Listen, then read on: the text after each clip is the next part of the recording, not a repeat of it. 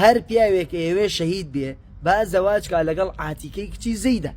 ئەمە ئەو قسەیە و زۆر کات لە کۆنا لەناو شاری مەدینە بۆ خۆشیەوەترە. سەباسیەکەم مەسەلەکە چییە؟ ئەم سیارەی کەی بینم باسوخواسی زۆرە لە ناومان لە ئێسایە هەر پیاوێکە و سیارە بسێنێ و بەکاری بێنێ دوایە بەشنەکەی وەفاتەکە. طبعا ئەمە درۆیەکی زۆر شاخدارە. ئەو سیارە زۆرترین کڕین و فرۆشتنی پێکرێن ناو کۆمەڵگامان وشتی واش نەبووە گەر وا باتایە کەسمان ژمان بۆ ناماوە. عموماً ئینسانی مسلمان نەبێ هەرگیز باوەڕی بەم شتانە نەوێت.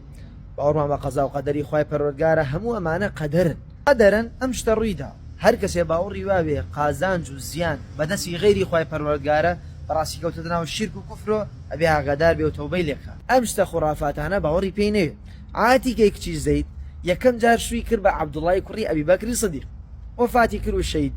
دوایە شووی کرە زەیدی کوڕی خەتاب برای عومەری کوڕی خەتاب بە هەمان شێوازە ئەوی شەهید بوو. دوایە شووی کرە عومەری کوڕی خەتاب ئەوی شەهید بوو. دوایە شووی کرە زوبەیری کوڕی عەوام ئەوی شەهید بوو. دوایەوە شووی کرە حسێنی کوڕی عەلی کوڕی ئەبی تاڵب ئەویش بە هەمان شێواز شەهید بوو. جا ئەم شتانە هەمووی بە قەدەری ئیلاهی ڕووەدا و حیکمەتی خۆی تایە و نمونەیەم باسانە بەڕاستی زۆر هەیە لە ناومان. قەدەر ئەبێ ئێمە بە تەواوی باوەڕمان پێوێ و تەسلیمی بین و هەرگیز نەترسین لەم ڕووداوانێکە لە دەور و بەرمان ڕووەدا. ئەگەر ژنەکەیش و ناوی عاتیکەوێ و سیارەکەیشت توێتە هایلۆکس بێ. سەلام عەلیکم.